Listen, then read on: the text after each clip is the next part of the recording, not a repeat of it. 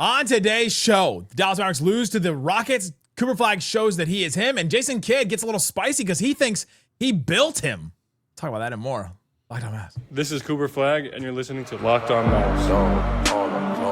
Nick, that's a good question. Good morning, Isaac.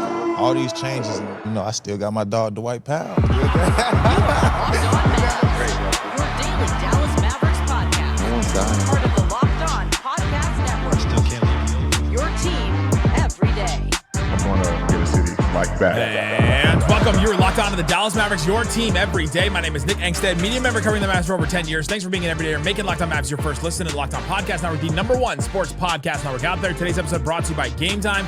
Download the Game Time app, create an account, use this code Locked On to get $20 off your first purchase. Joining me, as always, the postgame prodigy from the Great Slightly Biased YouTube channel. He knows what the F he's talking about. What'd you see from the Dallas Mavericks tonight, Slightly Biased? Yeah, when it comes to the comments, you guys write that, not me. I podcasted. I've been in the podcast game. You guys have never made one. We'll talk about the Dallas Mavericks loss to the Rockets. We'll talk about Daniel Gafford. Got a little spring in his step in this game. Yeah. I thought it was some good stuff from him.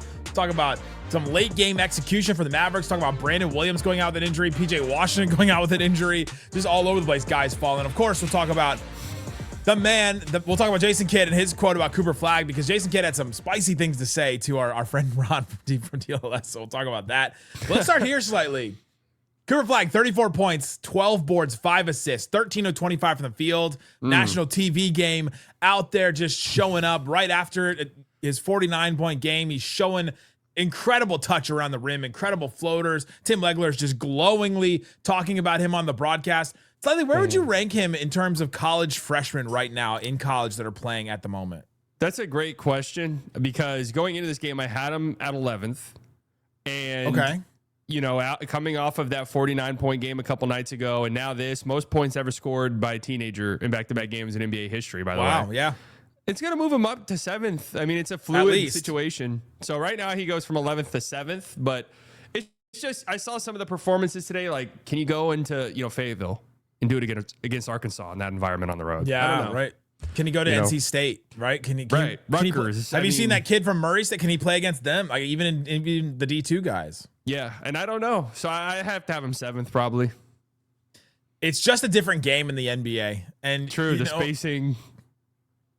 And Cooper Flagg is honestly playing incredible basketball in the NBA. Now, maybe he wouldn't be ranked #1 among college freshmen right now. You didn't know, man. He reclassified because he was scared of AJ DeBonza, and he was running away from AJ DeBonza to play Kevin Durant and Amin Thompson. Yeah, after his mom said, if you're not the best player in the gym, just go to find another gym, and then he reclassified and moved up after he played.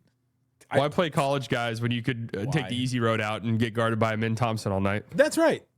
We're obviously joking about Cooper Flagg. He has been absolutely incredible. This class coming in is going to be really, really good. We'll talk about them all summer, I'm sure, for the draft and all that. But yeah, there's a quote from Jamal Mashburn that was just like, yeah, I would have him 6th in this class, and it's just another time I've heard it from an agent that they would have him 6th. It's not even like we're singling him out. It's not that like unpopular. I mean, it's unpopular, but people have said it. Yeah, like the KOC said that he heard from an agent. Maybe it's the same. Maybe we're talking the same one. Maybe. But man, I just think what I saw from him tonight in this game is just the confidence, like the building blocks of confidence, just over and over and over again. They went to him over and over, and like you said, he was getting guarded by Amin Thompson. He had to get multiple. He had to get multiple screens, or he had to get multiple looks to try and get through, and he was able to navigate a lot of that stuff. 2 turnovers. And one of them was, or there was just one of them that was a little late. That was kind of tough. We'll talk about that one maybe. But then there was just like incredible passing from him, the way that he can find players, and he hit a 3, which is big. We keep talking about that every time he hits one of those. I also have been looking through, because they put up a graphic in the middle of this game that said put Kevin Durant's 3-point percentage. You know what Kevin Durant shot from 3 his rookie year? What? 28%. It was still a different league when he came in. It was a different league. It was 2008. It was a different league. Absolutely. But he shot 28% from 3. That was pretty crazy. And Cooper Flagg is shooting like 28, 29% from 3. Here are the other notable rookies that shot under 30% from 3. You ready for this? Yeah. Our own Dirk Nowitzki. Michael Jordan shot 17%. Never a good LeBron, three-point shooter. 29%. Magic Johnson, 22%. Those three guys, you're like, all right, never turned into great three-point shooters. Chris Paul, 28%. Jason Kidd, 27%. One of Brook the most Lopez, outlier shooing developments ever. Jason Kidd, true. Brook Lopez and Al Horford, both 0%. Kind of same for both of those guys. Yeah, a lot of those guys are like incredible, like 3-point development. I'm sure Kawhi's was pretty low as well. But KD is, I'm looking at his basketball reference because I wanted to go look at that. He went from 28% his rookie year, 42% year 2. I think he figured it out. I think Kevin Durant figured it out. I think he figured it out pretty good. He figured it out all the way past passing Dirk in scoring. Yep. So we mentioned that Jason Kidd got a little spicy after the game, and he had this quote. I cannot play it because there's too much in it. Maybe I'll play it in a bonus where I cut all the words out of it. But Ron Harrod from DLLS, our friend over there, was asking him about the national criticism of having Cooper Flagg play point guard. And Flagg playing point guard has been a touchy subject for Jason Kidd. It's been something that he does not want Cooper Flagg to be labeled as or to be known as, but he did try that. He has mentioned it before. He has talked about it. But he asked him, and Ron doesn't even get through the full question. He's asking him about the national criticism about Flagg playing point guard. And Kidd says this, and I'm going to try my best. I'm going to say F, and you know what he actually said, and BS. That's your opinion. You write that BS. That's not, I've done this. I've played this game. I played it at a very high level, and I know what the F I'm doing. I don't give a F what you guys write because you've never played. And so I built players. I know what the F I'm doing. So to take criticism, it only makes me better. Because if I wasn't doing it right, you wouldn't be poking holes at me. And he's staring daggers right into Ron. And I've been in this situation with Jason Kidd because when he said, I'm not playing. I'm watching, just like you guys. I had asked him a question about timeouts a couple years ago, and he said that quote about it, and he was like, I was questioning like why don't you call timeouts in these situations? A lot of Mavs fans were complaining about that. And so in these situations, Jason Kidd doesn't go off like this very often. But when he does, it's kind of been building up. He's kind of been annoyed by it. He probably saw something that was written by somebody or said by somebody. He's heard the talk about Cooper Flagg as a point guard, and he just wants it gone and wants it dead. And so he just goes over the top. Whereas like Rick Carlisle, when he had a situation like this, he would try to make you feel dumb for saying that Cooper Flagg was a point guard. That's how Rick Carlisle would approach the situation. Jason Kidd approaches it as like, you don't know what you're talking about, and that's what Jason Kidd says about it. He used to do the passive aggressive kind of like, I have to apologize that you felt that he should have played more. He used to do something like that. Now he's just openly saying like, I know what I'm doing. I've built players before. What do you think about that quote, specifically the one, I built players? Yeah. He's not wrong with the building players from the point guard thing. And there's been a lot of criticism about it. I think the criticism, at least speaking for myself, with some of those early season Coop point guard things was, one, I didn't think he was really ready, and I didn't think it was necessarily fair, and I'll still stand by that. And then two, I didn't think the lineups that were out there were good for a guy like Coop to play point guard right away. I like the idea of point Coop sort of over the course of games, certain lineups, depending on the flow of the game. But when you have a rookie who's just like so drive heavy, wants to get to the rim, wants to get downhill, especially that early in his career, spacing the floor with shooters and stuff makes sense. When it was what, Lively, AD, just off the top of my head, like Lively, AD, PJ. I mean, there's just no shooting in those groups. So that's kind of where it was. And you can go back and look. I mean, Cooper's sort of ascension did perfectly coincide with when Nimby and B-Will started to play more, and even D'Lo back when he was in the rotation. So, I get it. I definitely think it's an iron sharpens iron type of thing, where Coop getting those minutes and getting that experience helps. It's also one of those things, we talk about the national discourse about it. If you've listened to this podcast at all over the last few weeks or whatever, when Coop has technically been the starting point guard, like if you look at these lineups and who would you classify, it's been Naji Marshall, who's basically been running point. Right. It's not like Coop has been asked to do point guard level things. So, yeah, I get his frustration. It's something that he's probably heard about a trillion times, and Coop looks really good. So, yeah, and he's like, it's Naji Marshall that has been the point guard in some of these situations, and Jason Kidd has really pushed back on it to the point where I heard that somebody tweeted out like positions in a starting lineup, and one of them was like point guard PG Cooper Flagg, and it was like SG shooting guard Max Christie, and they did that, and like the Mavs reached out and told them to change it. Really? Yeah. Interesting. They do not want this designation on him anymore. But it is one of those things. It's a touchy where thing. If you watch, it's like he's not. And it is right. Like he has not been the point guard. And even when he was like quote unquote the point guard at the beginning of the season, I kept coming on this show and being like, he's not doing point guard things. So they're having this bad spacing around him, and they're not really having him do point guard things. And now he's like, now I think he's doing more point guard things than he was before. I mean, he had the ball the entire fourth quarter at the end of this game, where he was just over and over again going into the paint, like and isolating out and just like going for it. Coming up, let's talk about the end of this game, because I think there are some interesting plays at the end of this, some crucial mistakes from the Mavericks. Let's talk about what they were coming up. Today's episode of Locked On Mavs brought to you by Game Time. There's nothing like being in the arena, feeling the crowd energy, feeling exactly what's going on in the room where it happens, because Cooper Flagg is going to keep doing crazy things. You're going to see visiting players do crazy things all the time. I love it. I love going to games. And that's where Game Time comes in, because it's the go-to app for scoring tickets. Sometimes it's hard to find tickets or go to tickets. I'm going to be honest. I couldn't use Game Time to go to this event. I had to use a different ticketing app this weekend. I tried to use this other ticketing app, and it failed to get me tickets. I paid for them, said the seller delivered them, and the tickets could never get to my account.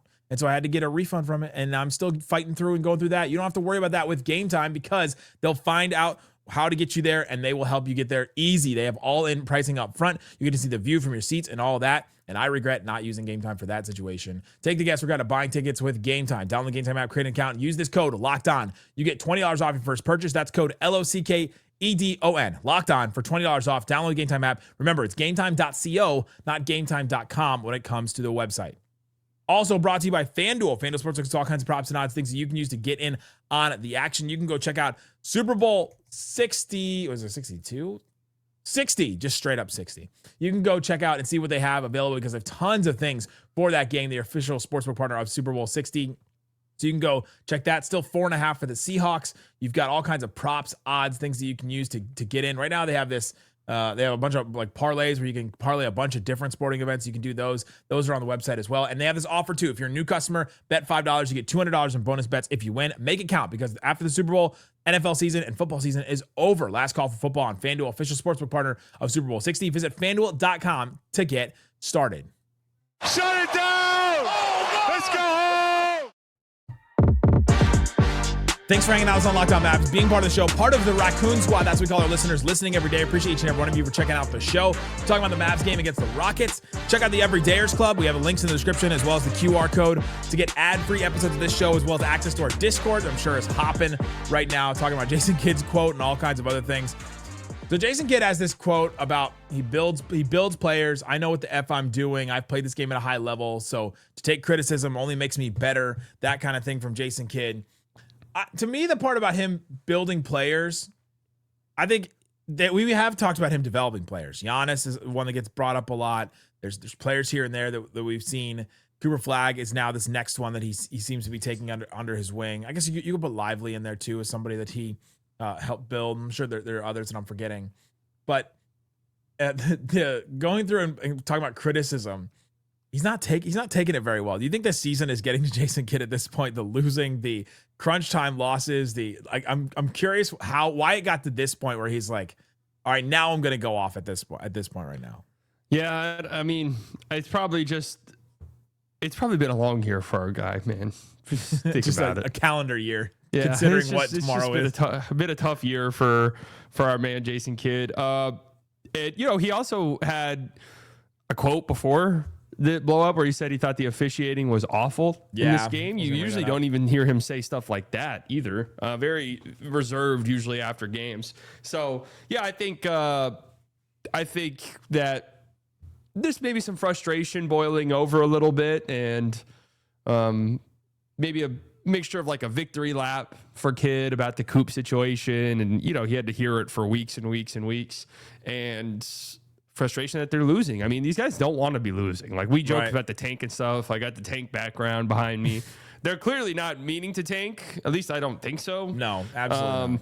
So I'm sure these guys are frustrated that they're losing games, but it makes sense to me for a little outburst. Outburst is probably not the best word, because You said it though. It stemmed from this end of the game moment from the refs, where he said on the last possession when Cooper Flagg didn't get a foul, he said, "I saw a foul. The refs were awful tonight. It's unacceptable." Kid never talks like that when it comes to the refs. He knows he's getting a fine from this. He wants it to be out there. And Flagg's whistle has not been very good. It's been well documented by a lot of fans that Flagg doesn't get good whistle. Rookies don't normally get a good whistle. We complained about this with Luka too, but this kid finally just got fed up with this, and I kind of wonder if like that just fed into this other thing that blew up even bigger. But this is the end. This is the end of the game. Basically, the Mavs were down. When were the Mavs down? The Mavs were down 11 at one point in the fourth quarter. They fought all the way back. Fought 6:40 left. They're down, and they fought all the way back. Flagg had an ISO left corner. He was isolated in the left corner, scored. And it was a 2-point game. Gafford has really solid D on Alfred Şengün. He gets an offensive rebound. Gafford another solid moment. Max comes over and helps.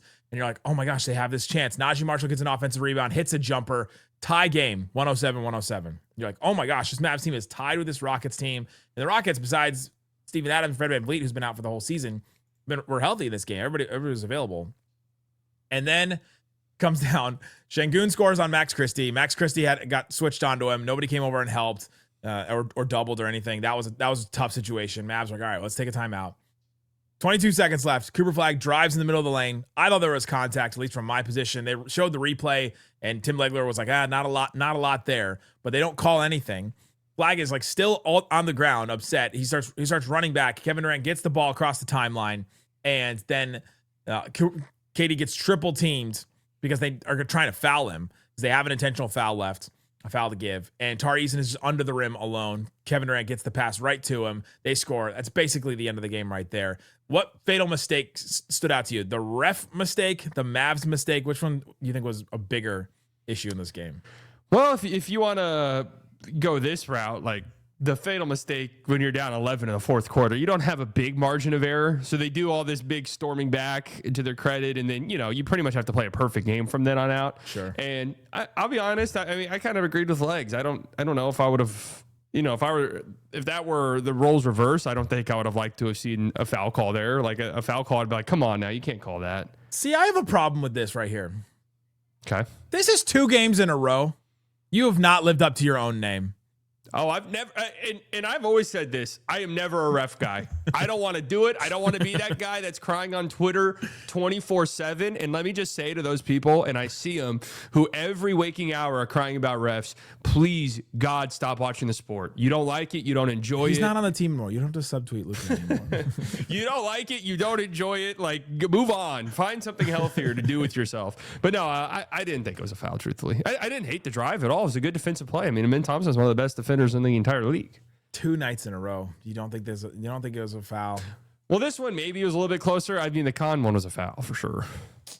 Still don't like that one. This one, this one was tough, but the fact that he doesn't get up quick and then the Mavs I think the Mavs making this mistake on Kevin Durant. That one foul. That one really took him out. You had to foul quicker. There's 14 seconds left. They're still tied. They're only down 2. On top of that, they had a foul to give. Right. So you had to foul immediately just to open up the possibility of fouling again, because you foul immediately, boom, all right, side out.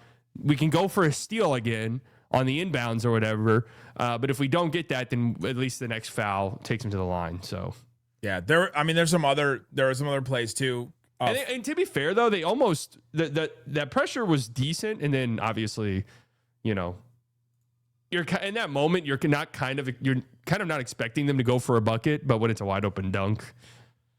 Yeah, it's like they're holding it for the foul. It's like, all right, we know what's going to happen. We'll just hold it, and we'll let Kevin Durant take these free throws, or whatever. That's like the thing you just go into. Right. Man, that was tough. The Naji jumper with 47 seconds left, though, I think needs to get some love. That was just a nice elbow jumper right around the free throw line. He only hit 3 buckets tonight, and that was one of them. Yeah, not a great game for him, but I mean, it happens. That happens. Fine with that. 3 of 11. Gonna miss some shots. I thought Gafford had a good game. 16 points, awesome. 11 boards, 5 offensive rebounds. The big thing about the Rockets is they offensive rebound the crap out of the ball. 40%. They're getting their own misses. They got 18 of theirs tonight. Mavs got 11, and Gafford was a big part of that. He got 5. And I thought he was good. I mentioned the defensive play he had late. And the thing about Gafford is he had multiple putbacks. Like a lot of these offensive rebounds were putbacks. He had one in the beginning of the second quarter where he caught the ball and midair put the ball back up, like didn't even land. And you're just like, man, there's some extra spring in Gafford's step that we just hadn't seen, because before he would, he'd catch it, land, whatever. But he had more putback dunks like this. He also had this play in the second quarter where the Mavs miss a shot and he just sprinted back on defense. And I'd not seen him sprint that fast. I don't know what's going on with him, but it did look like he just had a little extra sprint in his step or spring in his step or whatever you want to say. Yeah. I mean, Gafford, few good games in a row. I mean, I agree with you. The Rockets aren't, with Steven Adams is when they kind of unlocked their rebounding superpowers. Right. They're still a really good rebounding team, offensive rebounding team. And weirdly enough, I don't know, the Mavs have just kind of solved that problem. Anytime they play the Rockets, it just feels like... Well, last time they played, they had Anthony Davis. Yeah, that's true. That's difference. true. I mean, this Mavs team usually does pretty good against this Rockets team. I don't know what the deal is there. It doesn't really make a lot of sense. Mavs were 10-point underdogs going into this game. They just play this team well. I don't know why. But yeah, I mean... Texas means more. That rivalry. Big time rivalry. Should have been rivalry week. I mean, after this game, they split the season series. Wow. 2-2. We've gone too long without talking about the play of the entire game. Yeah. Musa Cisse volleyball spike block, and then lands on the ground, lands on his back, and does the ninja jump where he flips his legs underneath him and jumps up. Like, incredible athleticism, flexibility from Musa. I mean, just incredible. That was his only block of the game, but still just an incredible play.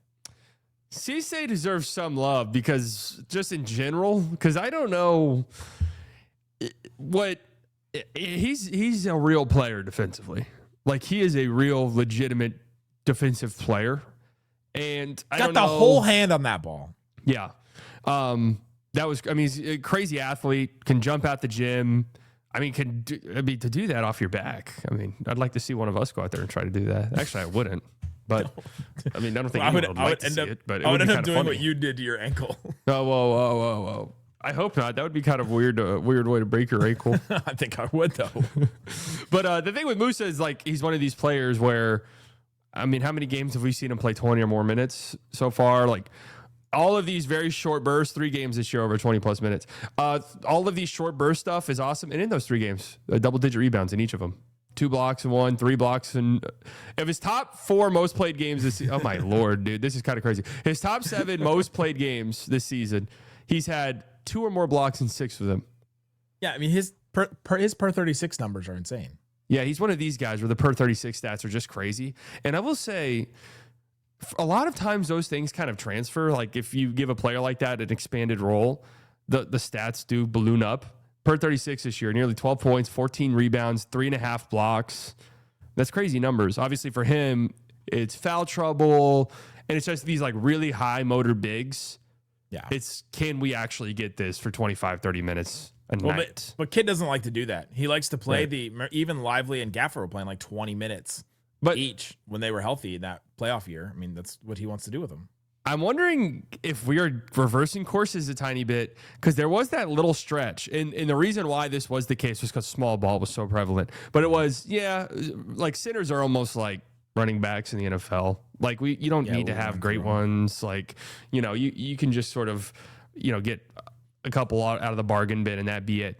I wonder if we're like circling back to that, but only because teams are realizing, oh man, there's a lot of like really good high impact, high motor bigs. And if we just have 3 of them that we can rotate in, and we're not paying $130, $40, $50 million unless they're just like a true engine. You think about some of the best teams in the league this year, like, the Celtics have Keita and Luka Garza rotating their centers in and out. This takes me all the way back. We used to talk about the Mavs having a bullpen of centers. Yeah. Well, the problem was all those guys were bad besides Dwight Powell. Back in 2017, we talked about the bullpen. It was Nerlens Noel. It was Dwight Powell. It was Andrew Bogut. It was like, let's have a bullpen of, like, Isaac and I were talking about that bullpen forever on this show. Oh my gosh.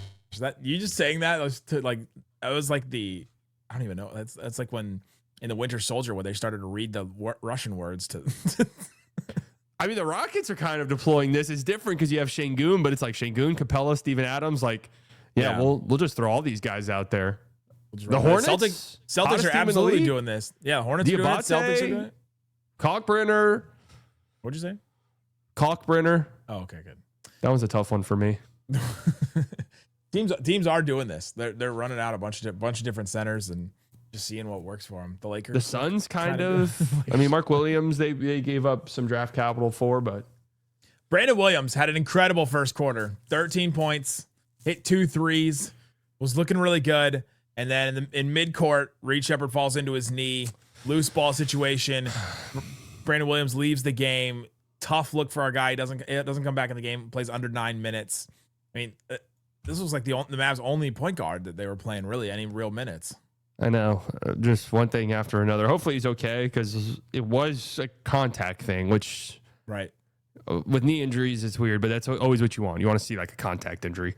Yeah, just sucks for him. Hopefully it's nothing too serious, more precautionary. But he was able to walk into the locker room and stuff, walk to the bench on his own power. So I'd imagine it's nothing too bad. But yeah, he had a great first half. I mean, that low dribble pickup that he's sort of mastered combined with his speed. It's either a foul or, again, you don't want to get caught reaching, so it's just more of like an open lane whenever he does that. That's just such a good move. Very good. PJ Washington, 25 minutes, 9 points, 4 boards, did have 3 turnovers, keeps running into traffic. He's dribbled into traffic. He keeps turning the ball over, and that's been a big issue for him. Gets hit in the head by Naji Marshall inadvertently, leaves the game, doesn't come back. This is a tough one, but honestly, like I think PJ needs some time. Yeah, it's been just a tough year for him. So, again, I same with Bebo. I don't think this injury was like serious. Probably just more precautionary. Head stuff you don't want to mess with. But yeah, it wasn't a good night up until his injury again. And yeah, I don't know. A lot of stuff going on with PJ. So. This has been like the worst shooting stretch of his career. Like, yeah, I mean, there's on-court stuff, off-court stuff. Like, I'm sure PJ's just like, dude, can we just get to summer? Like, I'm ready for the season to be over. Well, you got 2.5 months left, February, March. 2.5 months left. Like 10 days in April. It flies by. It will. It will be draft time as soon as, before we know it. Oh, it'll be draft time. What is it, 5 p.m. Thursday? Once the trade deadline is done. That's true. We'll do that. Slightly be back. We'll have a 3-man weave. We talk about the trade deadline. We'll probably do that tomorrow. We'll see what happens there. We'll have some more bonus stuff from us. So listen to that. Subscribe to Slightly Biased, great YouTube channel. Stuff on Haymaker. Good stuff happening over there. Guys, thanks so much for listening to Locked on Mavs. Peace out. Boom. The tank rolls on, man, and they're not even trying to.